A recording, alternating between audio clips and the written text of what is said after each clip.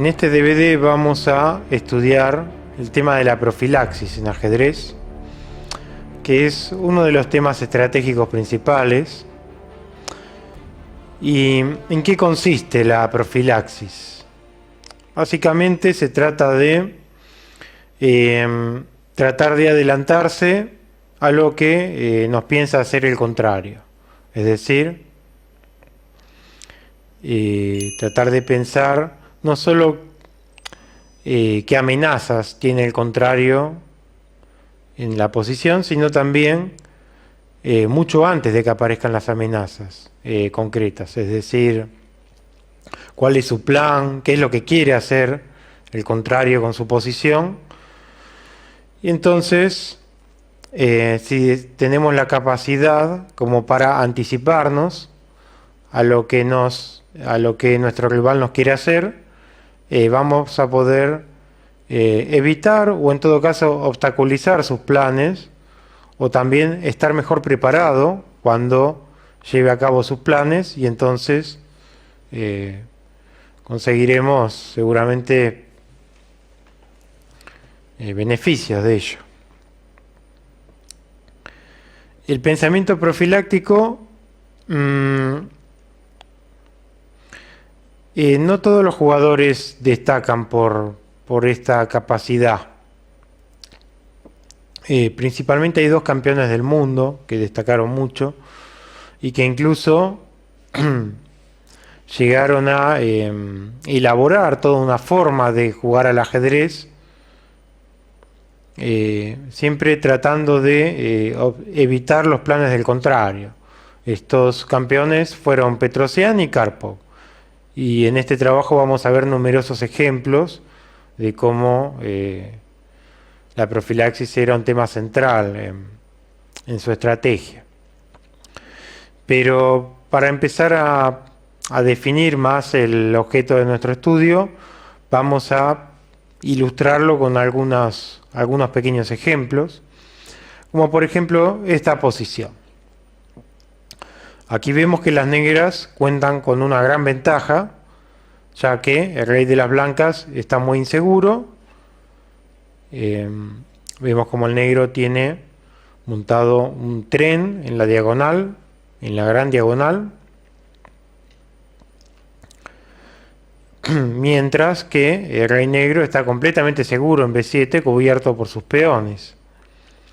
De manera que las negras tienen una gran ventaja posicional.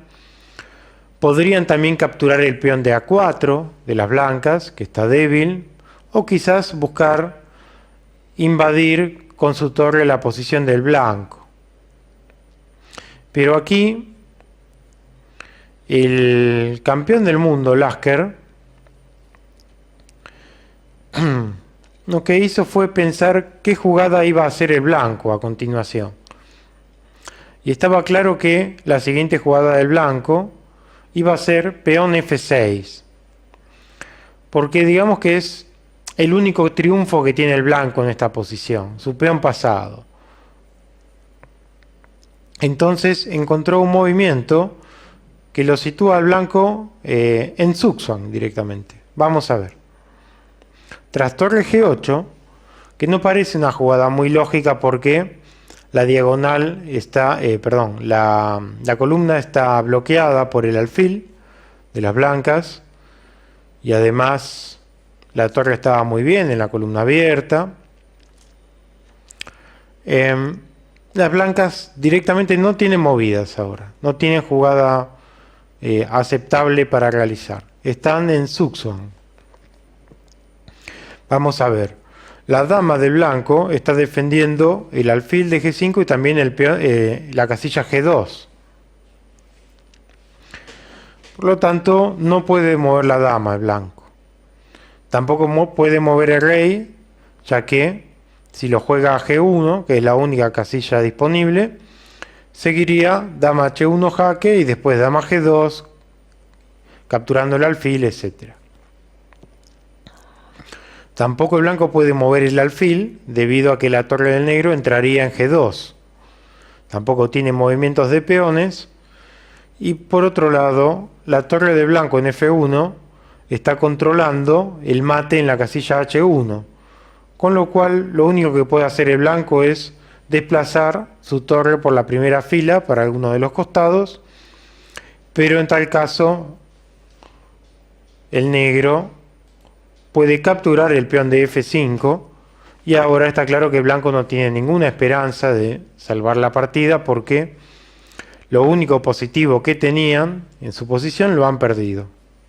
Y tras unos pocos movimientos, vemos que el blanco intentó bloquear la diagonal. Las blancas abandonaron. Veamos otro ejemplo un poco más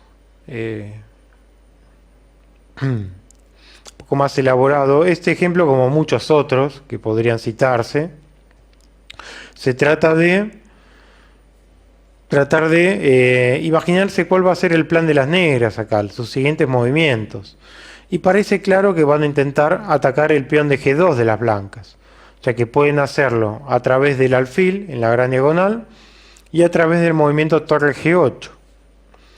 Entonces, Tal, que todavía no era campeón del mundo, adelantándose a la idea de las blancas, jugó a la idea de las negras, jugó alfil E2 y alfil F3.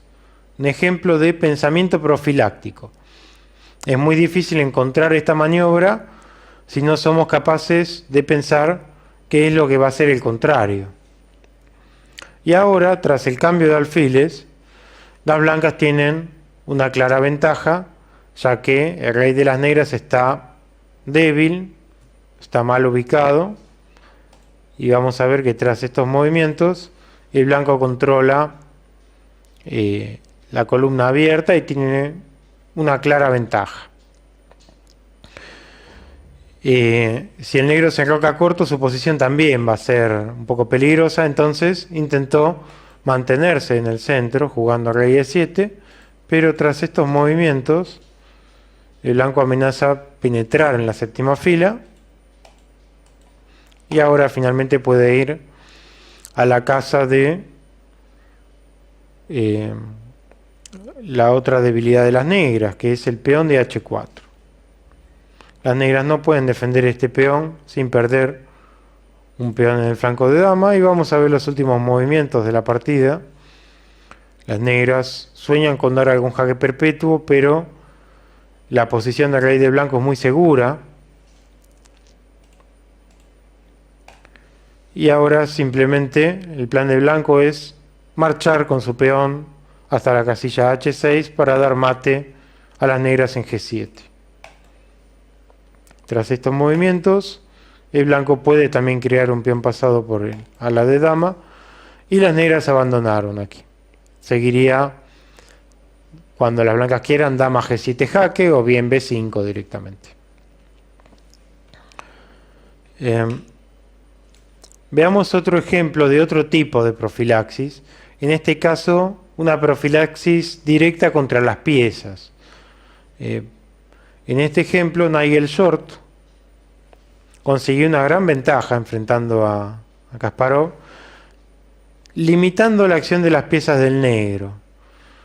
Vamos a ver, con este movimiento evita alfil C5. Kasparov jugó caballo G7 para jugar caballo F5, pero también G4, y vemos como las piezas del negro están muy limitadas y el blanco cuenta entonces con una gran ventaja posicional.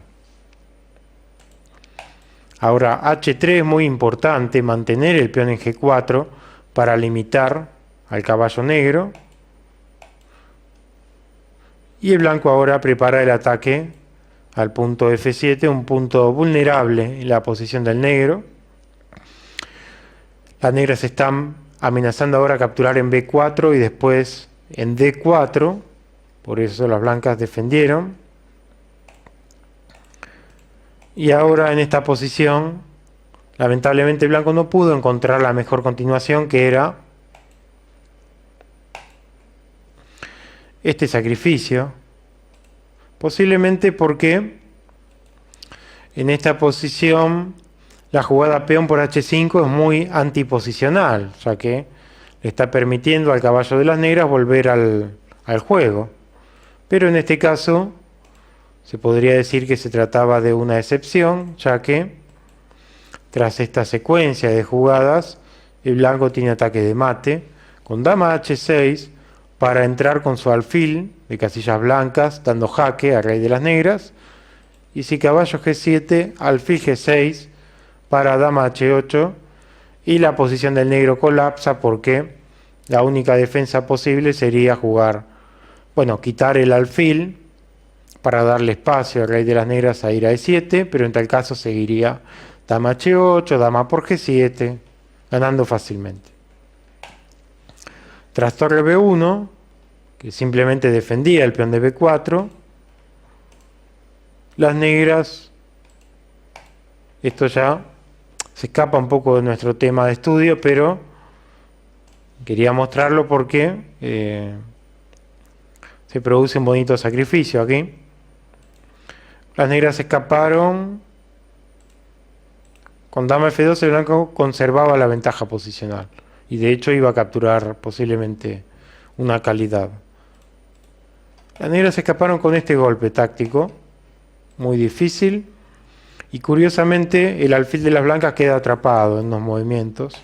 Vamos a ver, se amenaza a la dama que tiene que ir defendiendo el alfil, y ahora el alfil queda, tras estos movimientos, atrapado en el borde del tablero.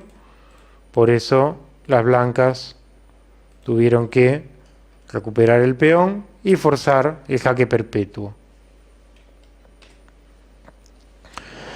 El primer jugador que escribió acerca del tema de la profilaxis y desarrolló teóricamente este tema fue Aaron Nimzowitsch, uno de los mejores jugadores del mundo de principios del siglo pasado, que sorprendía en sus partidas con movimientos que no eran usuales en la época, como por ejemplo aquí empleó la jugada torre e8 con idea de dificultar el avance d4 de parte de las blancas. Este tipo de jugadas ahora quizás puedan parecer normales, pero en esa época, hace más de 100 años, no era nada común situar una pieza tan importante como una torre simplemente para evitar una jugada de peón del adversario. E incluso llegó más lejos y llegó a hacer movimientos como el que veremos aquí, donde las blancas posiblemente podrían seguir en su siguiente movimiento con el avance de 4. Entonces Nimzowitsch jugó dama a5, ocupando la dama en esa tarea de evitar la jugada de 4. Esta jugada ya es un poco mala, es un poco exagerada, pero este jugador era muy fiel a sus ideas y digamos que estos errores eran el precio que tenía que pagar por defender su manera de pensar. Tras unos movimientos, el tema es que en este ejemplo el blanco tiene muchas jugadas útiles además de avanzar el peón a d4. Y mientras tanto, vemos que la dama del negro no está bien ubicada en a5. Y por ejemplo, si quiere sacar el alfil de c8, tendría que jugar b6 y la dama ya quedaría en una posición demasiado peligrosa. Y finalmente el blanco jugó d4 porque capturar el peón en c3 es como mínimo muy peligroso, porque el blanco podría ganar muchos tiempos atacando la dama, como con torre b3 o bien alfil d2 y después torre b3, y las blancas consiguieron una gran ventaja en esta partida. Sin embargo, también este jugador Nimzowitsch fue capaz de crear algunas obras maestras con este tema de la profilaxis y de restringir a veces los planes y a veces simplemente las piezas enemigas, como es el caso de este ejemplo, donde enfrentaba a uno de los jugadores más fuertes de la época. Y vemos que aquí las negras ganan espacio, evitan la jugada de 4 de las blancas y de esta manera también restringen el juego del alfil blanco en G2 y del caballo en C3, que podrían activarse en caso de el avance en el centro. Y aquí tenemos B4, obligando al caballo a situarse en una posición muy mala, desde donde no tiene movimiento ya. Mientras que las piezas del negro, las piezas menores, como vemos, encuentran posiciones excelentes en el tablero. El caballo de H5 y el alfil de D6 están mirando el punto débil G3 de las blancas, y el alfil en B5 evidentemente está muy bien. Aquí el blanco intentó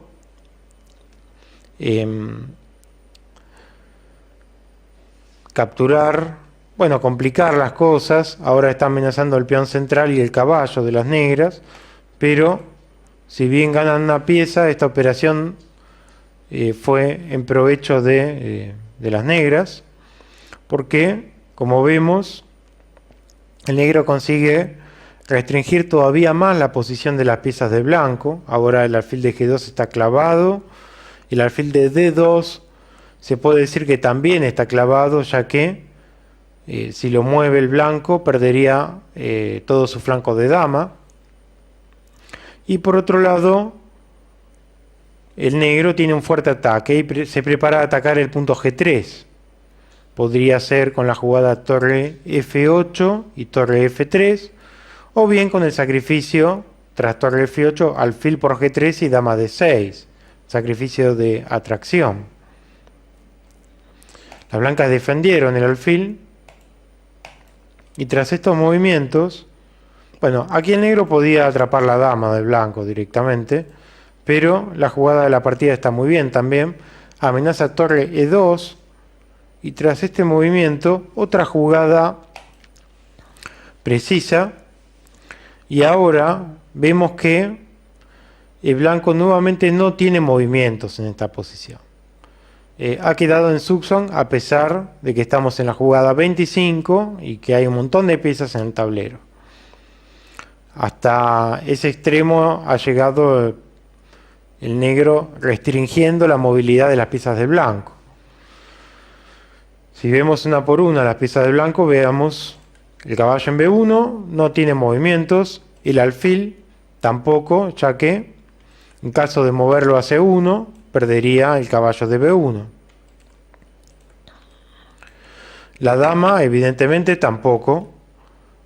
La torre de E1 tampoco puede mover, ya que si lo hace seguiría torre E2 atrapando la dama blanca. La torre de G1 tampoco. El alfil tampoco tiene movimientos. El rey blanco tampoco, ya que en caso de jugar rey H2 seguiría torre 5 F3, aprovechándose de la clavada del alfil. Y por último, el blanco sí tiene movimientos de peones, pero estos movimientos se agotan. Si A3 seguiría A5. Si H4, cualquier movimiento de parte de las negras que no altere esta situación, y el blanco tendría que suicidarse con otros movimientos. Y si G4, el negro puede jugar torre F3, especulando con que si alfil por F3, torre H2 sería mate. Por lo tanto, este sería el triunfo total de la estrategia de la profilaxis que hizo el negro con respecto al movimiento de las piezas del blanco, la restricción de los movimientos de las piezas de las blancas.